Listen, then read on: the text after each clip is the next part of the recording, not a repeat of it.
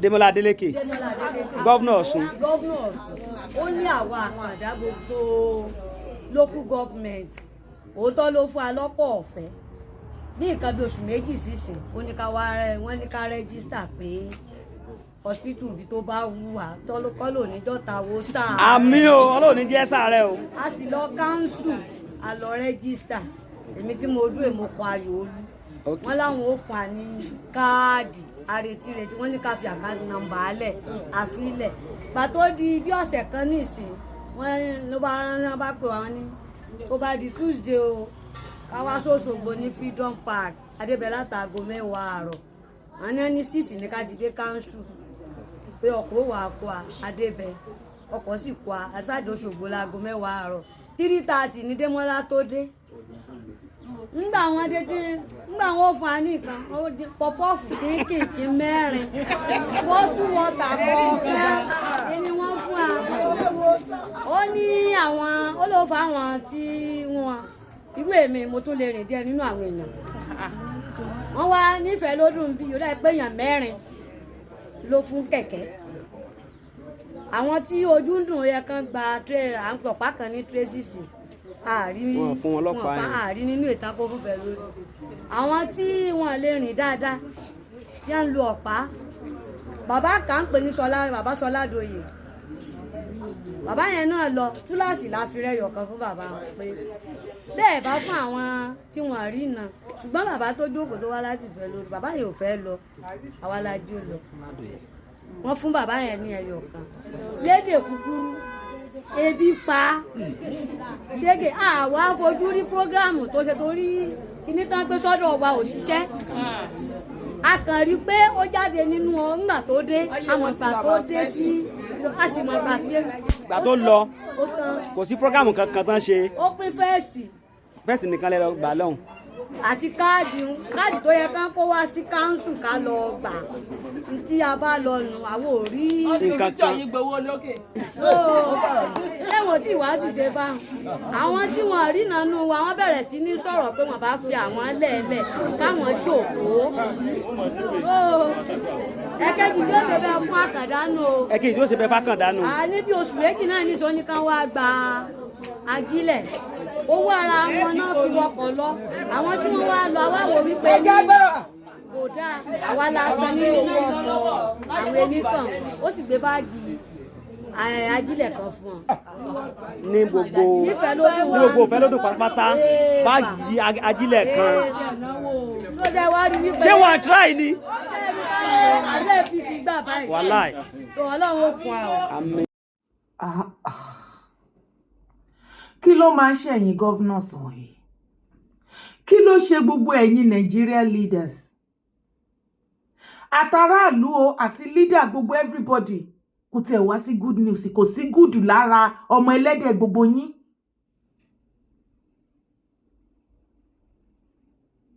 Nǹkan máa ṣe o. Ó máa ṣe o. Ó máa ṣe o.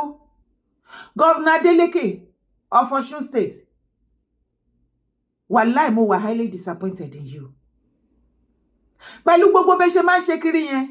No now, kò yẹ kó jẹ́ yín now. Honestly, kò yẹ kó jẹ́ yín. Of all the governors, somebody like me believe wípé ẹ̀yin ẹ máa better láàrin gbogbo àwọn governors tó kù. Ìdí ni wípé akurayi ti lómi tẹ́lẹ̀tẹ́lẹ̀ kójò tó rọ̀ sí náà. Ṣówó lẹ̀ ní ọlá ní ọrọ̀. Kí ni nǹkan tó kù tí Adeleke family tẹ́ ni?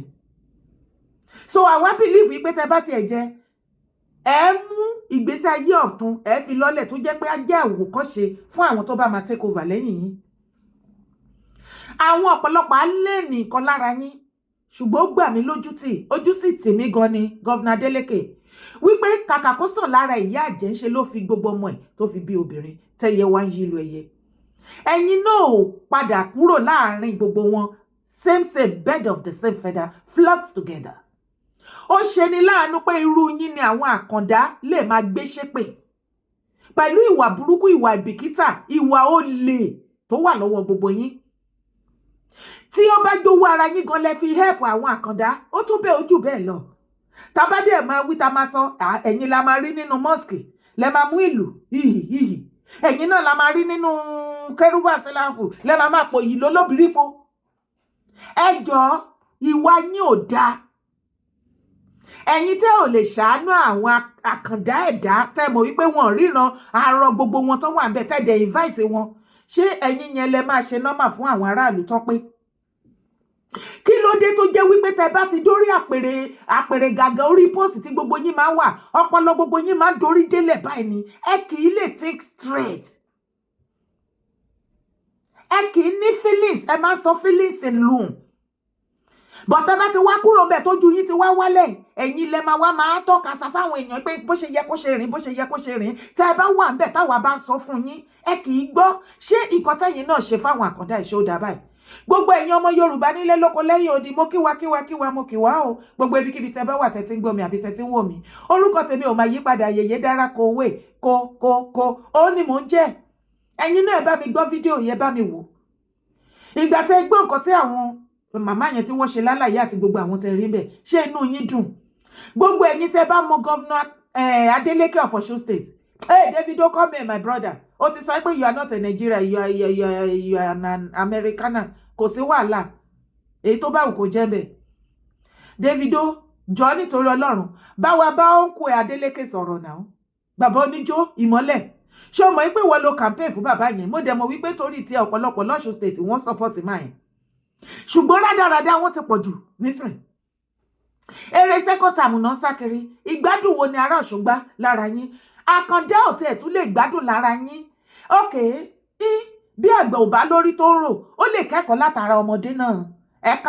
Bàbá Adeleke, ẹ kọ́gbọ́n látara igi ọ̀pọ̀tọ́ tó wà lẹ́gbẹ̀ẹ́ yín. Ọmọ yín Adeleke Davido ṣebí ní last year 250 million ló raise tó dẹ̀ pín káàkiri àwọn motherless babies o. Àríbó ṣe ṣí ẹ̀ ní online. Tí yé báyìí ó ní 300 million ló fẹ́ fi ṣe. Ẹ jọ̀ọ́ ibo lẹ́yìn ti kó ti yín sà. Ṣé àwọn àkàndá tó bá jẹ́ wípé ẹ̀yin governors wa ẹjọ́ lórí rẹ̀ ẹ̀dá? Ẹ lọ sábrọ̀d, ṣe bí gbogbo yín lẹ gbé lábrọ̀d dáadáa. Ṣe bẹ́ẹ̀ rí bí àwọn gọ́fìmẹ̀ntì bọ́n ṣe ń tẹ́kẹ̀ àwọn àkàndá mẹ́. Wọn kì í jẹ́ kí ìyà jẹ wọ́n. O ò gbúdọ̀ fojú àkàndá wò wọ́n. O ò gbúdọ̀ pity wọn. Ojú normal person ló gbúdọ̀ fi wò wọ́n. O gbúdọ̀ treat wọn like a normal person. Gọ́fìmẹ̀ntì take care wọn bàjẹ́bàjẹ́. Mi ìfẹ́ mọ country tí wọ́n bá reside ní Germany tó bá wọn bí àkàndá ọmọ. You're a rich person yẹn. Wọ́n fowó bà tiẹ̀ jẹ́. Wọ́n ṣe kí ni wọ́n fi owó bà tiẹ̀ jẹ́? Bàbá Adeleke, ẹ ti gbé labroad dáadáa. Ṣé ẹ rí ní gbogbo country tẹ́ lọ? Davido, advice uncle ẹ ká tó gbé wọn ṣépè. Mo ní ká tó gbé wọn ṣépè. Àwọn àkàndá tẹ̀ ti gbé yín ṣépè already. Èpè wọn ò dẹ̀ lè dá lára yín. Èpè yẹn ó ní agbára. Ẹnì kan lọ kó wọn wá, ẹ fi bọ́ọ̀sì kó wọn wá.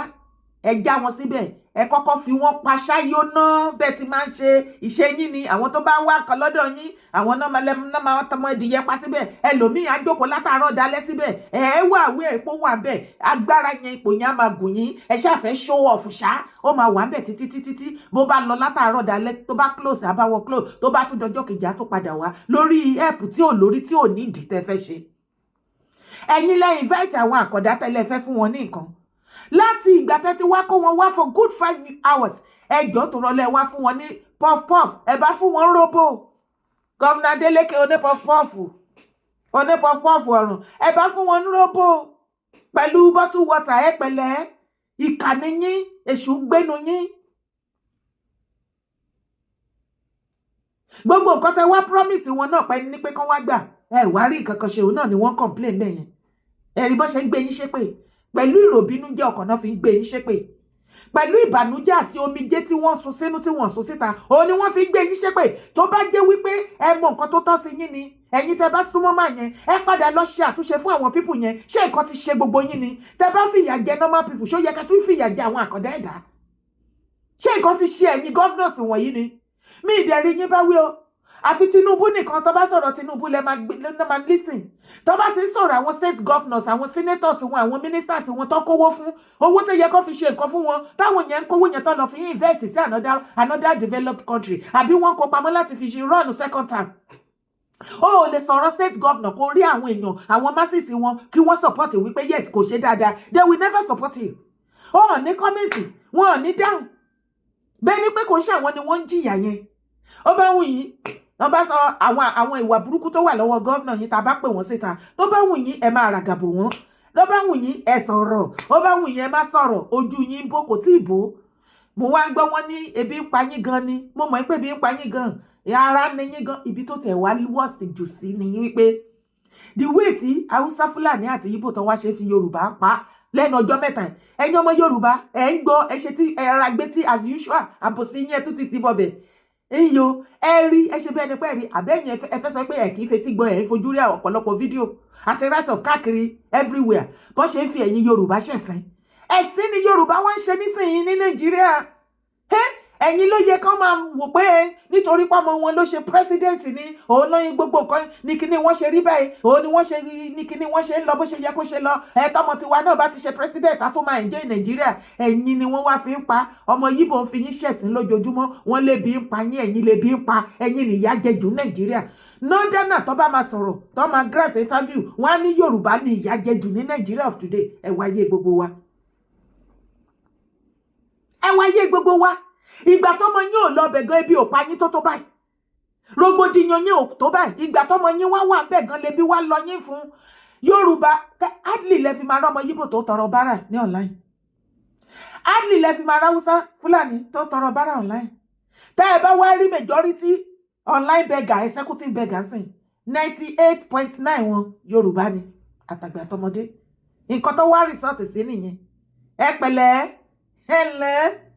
ẹ pẹ̀lẹ́ ọ̀gá bàbá gọ́vnà Adeleke wọ́n tún sọ wọ́n ní bẹ́ẹ̀ ṣe máa ń ṣe nìyẹn wọ́n ní ìwà yín nìyẹn ìwà yín ò dáa lẹ́yìn kò ní dáa fún ijó ẹsẹ̀ yín kí ló ń dùn nínú yín tẹ̀ ń jó so any wickedness act bíi ti tẹ́lẹ̀ lẹ́yìn máa ń jó ẹ má ṣẹ̀ṣẹ̀ gbé inú ti bí mi ẹ fi yàjà kọ̀dá wọ́n ní ẹ tún invite àwọn farmer kí wọ́n wá bá yín wọ́n ní gbogbo wọn tí wọ́n wá báàgì fertilizer ẹyọ kan lẹ gbé fún wọn ìgbà tí kinní yẹn ṣẹlẹ̀ mo gbé kinní yẹn mo gbé sórí péjì mi o tí ẹ̀yin ará Ọ̀ṣun ẹ̀yin lẹ lọ defend wọn lábẹ́ comment section